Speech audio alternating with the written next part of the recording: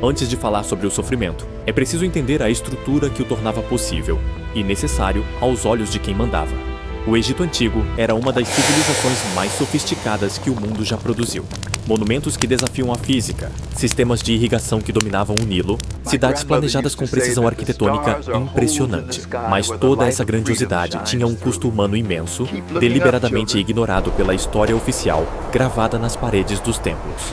A escravidão não era um elemento periférico do Egito faraônico. Era sua espinha dorsal. Sem o trabalho compulsório de dezenas de milhares de pessoas, as pirâmides seriam apenas projetos inacabados na areia. O império que fascinava o mundo antigo foi erguido, tijolo por tijolo, sobre a exaustão, a dor e o silêncio forçado de homens e mulheres que jamais veriam seus nomes gravados em nenhuma parede.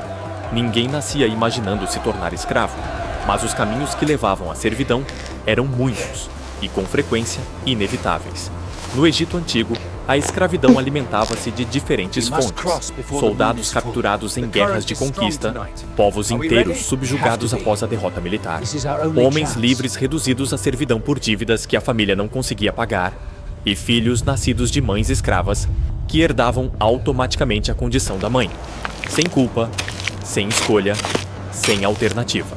Os hebreus percorreram um caminho particular e gradual. Chegaram ao Egito como família livre, sob a proteção de José, que havia se tornado figura poderosa no governo faraônico. Mas o tempo passou, o poder mudou de mãos, e a memória de José foi apagada. Um novo faraó que não conhecia José olhou para aquele povo numeroso e viu não aliados, mas ameaça. Foi assim que a liberdade foi sendo retirada em camadas, tão lentamente que talvez nem se soubesse exatamente o momento em que deixou de existir. O corpo do escravo era, antes de tudo, uma ferramenta. E como toda ferramenta, era usado até o limite e além dele. O trabalho nas grandes obras egípcias não tinha nada de heróico para quem o realizava. Era repetição brutal, sob sol inclemente, sem descanso adequado, sem reconhecimento, sem fim à vista. A Bíblia descreve os israelitas fabricando tijolos de barro misturado com palha, tarefa que exigia força, velocidade e resistência simultâneas, e erguendo as cidades de Pitom e Ramessés para a glória de um faraó, cujo nome eles sequer podiam pronunciar com dignidade. Quando a palha passou a ser negada e a produção exigida permaneceu a mesma, o absurdo da opressão se revelou em toda a sua crueldade. Trabalhar mais com menos, ou ser punido pela diferença. O corpo do escravo não pertencia a ele, pertencia ao Estado, ao faraó, à obra. E seria consumido até que não restasse mais nada a consumir. Nenhum sistema de trabalho forçado se sustenta sem violência.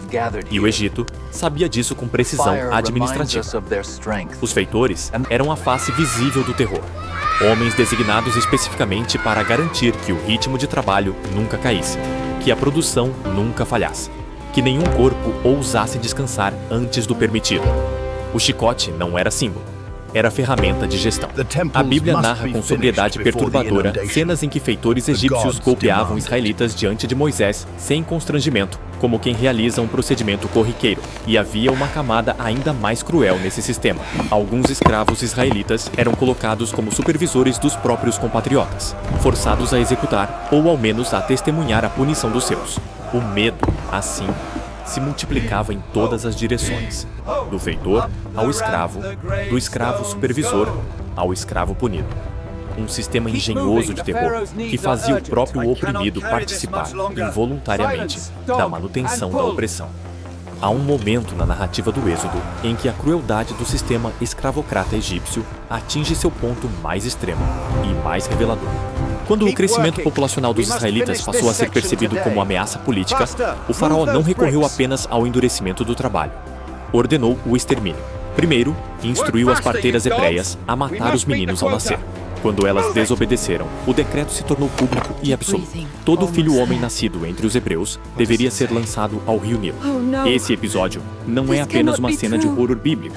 É a radiografia de como funciona a lógica do medo dentro dos sistemas de opressão. Quando o controle pelo trabalho e pela violência já não parece suficiente, o poder recorre ao extermínio preventivo. O escravo deixa de ser apenas explorado e passa a ser visto como inimigo em potencial. E seus filhos, como ameaças que precisam ser eliminadas antes mesmo de crescer. Era genocídio. e era política de Estado. Há um momento na narrativa do Êxodo em que a crueldade do sistema escravocrata egípcio atinge seu ponto mais extremo e mais revelador, quando o crescimento populacional dos israelitas passou a ser percebido como ameaça política.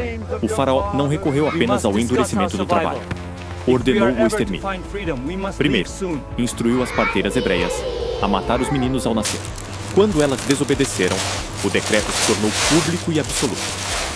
Todo filho homem nascido entre os hebreus deveria ser lançado ao rio Nilo. Esse episódio não é apenas uma cena de horror bíblico. É a radiografia de como funciona a lógica do medo dentro dos sistemas de opressão. Quando o controle pelo trabalho e pela violência já não parece suficiente, o poder recorre ao extermínio preventivo.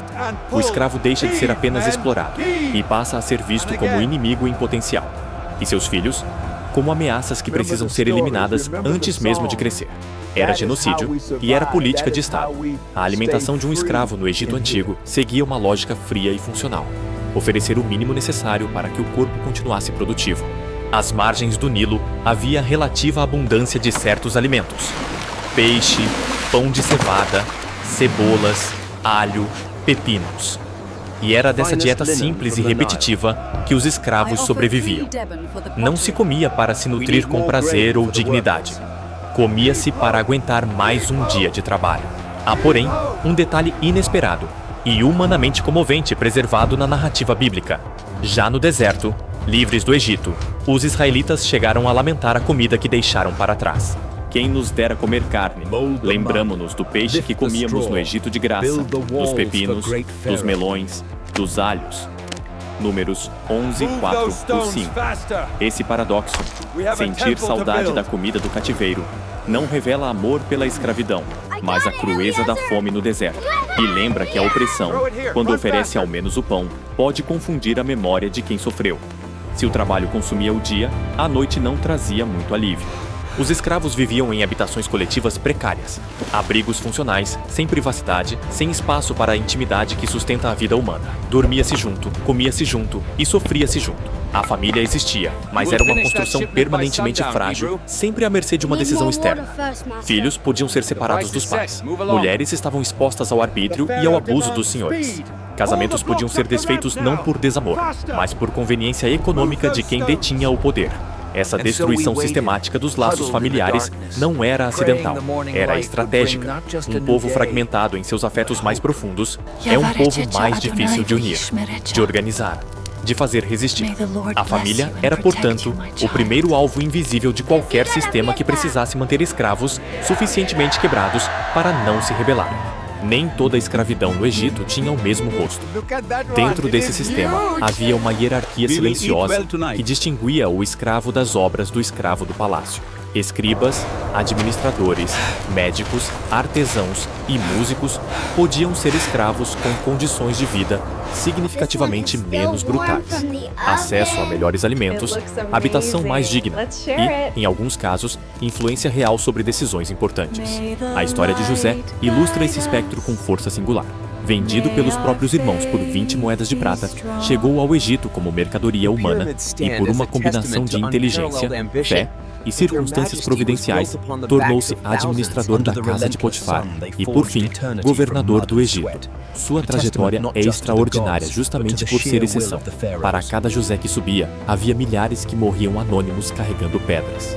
O privilégio relativo de alguns nunca apagava a desumanização estrutural de todos, apenas a tornava mais tolerável de observar de longe. Havia, porém, uma dimensão da vida escrava que nenhuma corrente alcançava e nenhum decreto conseguia extinguir: a fé. Em meio à desumanização mais sistemática, os israelitas preservaram algo que o faraó jamais poderia confiscar: sua identidade. Os nomes dos ancestrais continuavam sendo pronunciados.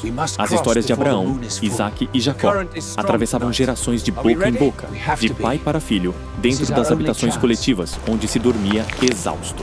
A memória de um Deus que havia feito promessas a um povo resistia ao tempo e à opressão, com uma tenacidade que desconcertaria qualquer análise puramente política. Essa resistência interior era invisível aos olhos do faraó, e por isso mesmo, invencível. Foi ela que manteve o povo coeso quando tudo mais se desfazia.